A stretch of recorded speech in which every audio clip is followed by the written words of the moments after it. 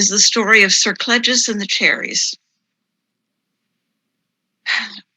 A great longsome time ago, in the time ere the coming of King Arthur, in the time of his father, King Uther, there was a great knight who was called Sir Cleges. Now, if you know about knights, you would know that not only must they be strong of arm, but they must be generous of spirit and kind to the ladies and quick of wit.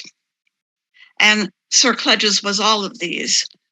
But he had grown older and did retire much from life. And so he has gone quietly to live far from the bustle where the king was stationed.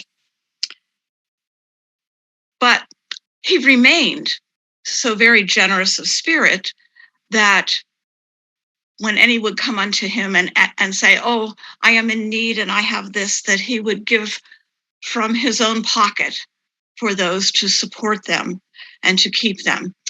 Now, he had done this so often that he was coming quite low in the purse of himself. And each year, as the Yuletide approached, he often held a great feast for all of his friends. However, this year, it was not to be, for his pocket was so low. And he was greatly saddened by this. And he went to his lady wife, Sir Clarice, and did say, I am so sad that we cannot provide for our friends this year. And she said, dear, just think upon the things that we do have. You have our home, we have our children, we have each other, and that is enough. And so he took himself into the courtyard and he sat down to think upon those things that he did have. And as you know, in the Yuletime, it can be a bit nippy and chilly. But he was sitting in the courtyard and thinking on such. And he went to stand up. And as he reached up, he grabbed the branch of a tree. And as it helped him to stand, he realized that upon the branch, there were cherries. Now, this was amazing to see at the Yuletide.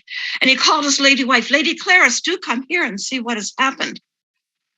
And she saw the cherries and was amazed. And she said, oh, you must take these as a gift to the king. So Sir Cleges did, to put on his cloak, and he gathered his walking staff and he dressed in his traveling clothes. And he set out to walk to where the king was. And as he traveled, it was a long and dusty journey. And as he approached the castle, he was stopped by a guard. And the guard said, look at him in his dusty clothing, and said, halt, get out of here, you beggar. Now, Sir Cleges did find that he needed to explain to the guard why he was coming to see the king. And he opened the basket to show the guard the cherries that he had thereupon. And the guard thought long and hard and said, very well, I will let you enter. However, whatever the king does to give unto you, you must grant 1/3 of it to me. Not a happy time for Sir Cleges, but he did agree and ventured further into the castle. And as he got within the gates, he was stopped by a steward who once again looked at him in his raggediness and said, halt, what are you doing here? Get you away from these halls.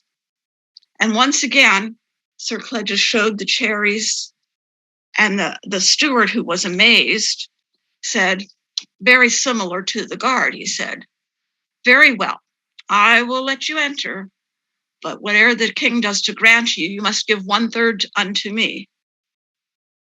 And Sir Cleges did agree and proceeded onward to the great hall, where he was stopped by an usher and went through the same kind of thing and had to show the cherries and whatever. So when he did get into the great hall, he got a chance to kneel before the king and present his gift. And the king was indeed amazed and pleased by this wondrous gift that was so out of time. And he said, "This is marvelous. Whatever it is that you would wish, I will grant unto you." And Sir Cleges said, "All I do wish is for 12 strong strokes to be given however I do please." And the king was greatly puzzled, but he did to grant that. So Sir Cleges left the great hall, and he sought him, the usher, and he said, "I have come to deliver the portion that I have promised unto you." And he took his walking staff and he beat him 4 times about the head. And likewise, he did find the steward and administer his promised surprise, and the guard likewise as well. Took 4 strokes about the head. And Sir Cleges took himself back into the great hall to sit and enjoy being in the presence of his majesty. But after a bit, the king called unto him and asked, "Why did you ask for such a strange gift? You could have had great riches or wonderful clothing. Why did you do this?"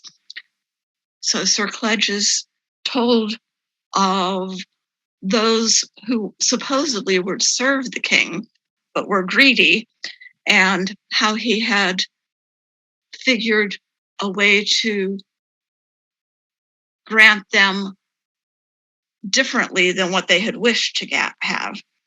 And the king wound up laughing and saying, "I see that you are still very quick of wit." And so he offered him and his lady wife the opportunity to stay and abide in the castle where the king was taking up residence for the rest of his life.